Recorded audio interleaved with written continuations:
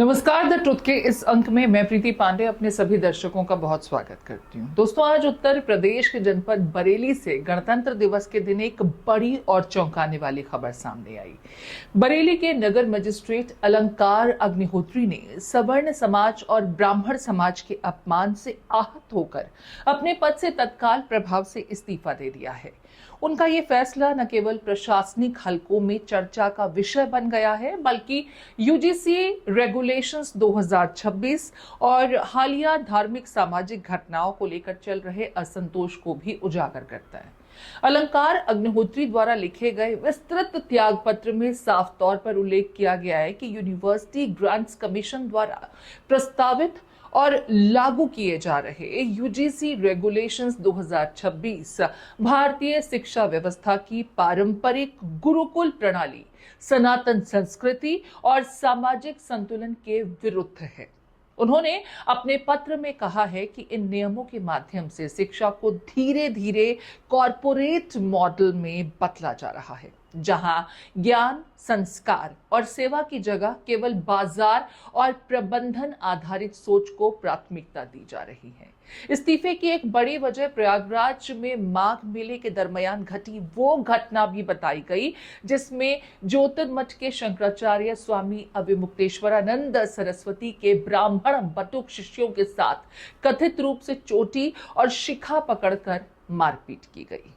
अलंकार अग्निहोत्री ने इससे सनातन परंपरा, संत समाज और ब्राह्मण समाज के आत्मसम्मान पर सीधा हमला बताया है। उनका कहना है कि जब संतों और बटकों तक के साथ इस तरह का व्यवहार हो रहा है और प्रशासन मूक दर्शक बना हुआ है, तो व्यवस्था में बने रहना आत्मग्लानि का कारण बनता है। इस्तीफे से पहले अलंकार अग्निहोत्री ने सार्वजनिक रूप से विरोध दर्ज कराते हुए तख्ती के साथ प्रदर्शन भी किया। तख्ती पर यूजीसी रोल बैक, काला कानून वापस लो, शंकराचार्य और संतों का अपमान नहीं सहेंगे जैसे नारे लिखे थे। एक वरिष्ठ प्रशासनिक अधिकारी का इस तरह सड़क पर उतरकर विरोध करना अपने आप में असाधारण घटना मानी जा रही है। आज नहीं, ये जो घटनाक्रम है आप देखेंगे पिछले 2 सप्ताह एवं हम अगर देखेंगे तो पिछले कुछ समय से काफी अरसे से एक ब्राह्मण विरोधी अभियान प्रदेश सरकार में चलाया जा रहा है। और जो गत 2 सप्ताह की घटना अगर देखेंगे तो जो माघ मेले में मौनी अमावस्या का जो स्नान हुआ, उसमें हमारे जो शंकराचार्य जी थे, जो ज्योतिष पीठ ज्योतिर्मठ के श्री अविमुक्तेश्वरानंद जी महाराज, उनके बटुक शिष्यों के साथ जिस तरीके से जो चोटी पकड़ के, जो ब्राह्मण समाज का जो चोटी और शिखा एक सांस्कृतिक धार्मिक प्रतीक है, उसका मान मर्दन किया गया। आप देखेंगे कितनी ही गंदे तरीके से चोटी पकड़ के बटुक जो चीज हैं, बटुक महाराज हैं, उनको घसीट के पीटा गया। कुछ जो वीडियोस हैं आप देखेंगे, बूढ़े बूढ़े सन्यासी, उनको जूतों चप्पलों से मारा गया, पैरों से मारा गया। आप अगर ये प्रशासन के लोग ही इस तरीके से जो अगर मैसेज देंगे तो समाज के जो दूसरे वर्ग है वो ब्राह्मण समाज पे कितना अत्याचार करेंगे, जब प्रशासन के लोग ही इस तरीके से अत्याचार कर रहे हैं। इसके अतिरिक्त जो दूसरा विषय था, उसमें जो यूजीसी का जो रेगुलेशन अभी आया है, जो 13 जनवरी का जो बजट है भारत सरकार का, उसमें सामान्य वर्ग के जो विद्यार्थी हैं, जो यूनिवर्सिटी में, उनको स्वघोषित अपराधी मान लिया गया है। उनके विरुद्ध समता समिति के माध्यम से शिकायत दर्ज कराई जाएगी।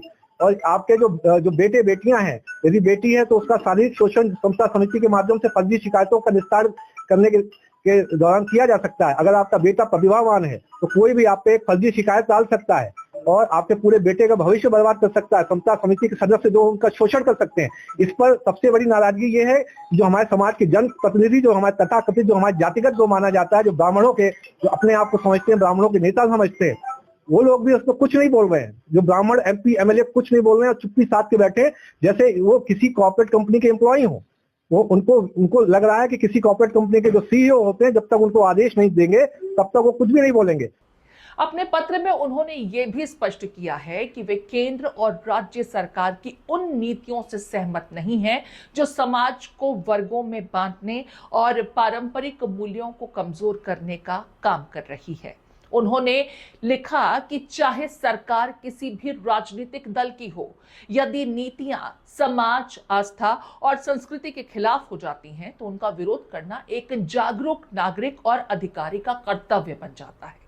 अपने पत्र में उन्होंने ये भी स्पष्ट किया है कि वे केंद्र और राज्य सरकार की उन नीतियों से सहमत नहीं हैं जो समाज को वर्गों में बांटने और पारंपरिक मूल्यों को कमजोर करने का काम कर रही है।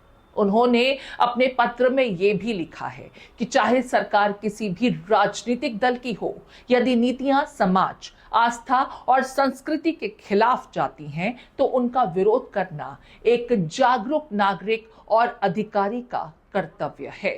गणतंत्र दिवस के दिन दिया गया यह इस्तीफा केवल एक पद छोड़ने की औपचारिक कार्रवाई नहीं माना जा रहा, बल्कि इसे व्यवस्था के भीतर से उठी एक वैचारिक चुनौती के रूप में देखा जा रहा है। बरेली से शुरू हुई ये घटना अब राज्य और देश स्तर पर यूजीसी रेगुलेशंस 2026, धार्मिक स्वतंत्रता और प्रशासनिक नैतिकता को लेकर नई बहस को जन्म दे सकती है। दोस्तों, इस इस्तीफे को और जो कुछ इस इस्तीफे के पत्र में लिखा गया है उससे क्या आप इत्तेफाक रखते हैं? क्या सरकार को इस पर मंथन नहीं करना चाहिए? सरकार की चुप्पी किस ओर इशारा करती है? आपके कमेंट्स का हमें इंतजार रहेगा।